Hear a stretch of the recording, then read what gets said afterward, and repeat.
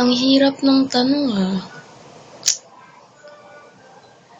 Anong idodonate ko? Sa totoo lang, kaya kong i-donate lahat.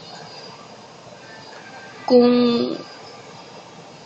may pagkakataon na buyag-buyag ba,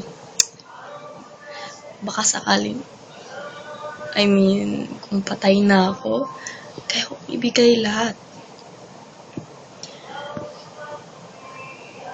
Nag-risk na din kasi ako one time Hindi naman din tinanong kung buhay o patay, diba? Ang sinabi lang, may donor card ako. Siyempre, handa ko ibigay lahat. Kung perfectly fit ako, healthy lahat ng organs ko, kaya kong ibigay mata ko, lungs ko, kidney ko. Kasi para sa akin, kung makakatulong ako, why not? Nag-risk ako dati twice.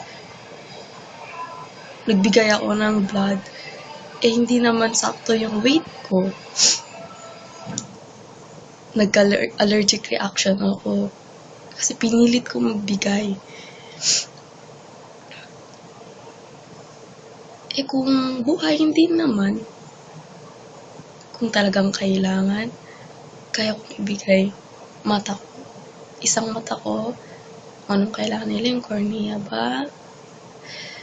At saka ang isang kidney ko. Kasi, in that way, makakatulong ako, makakasave ako ng life. Siguro yun yung kaya kong ibigay.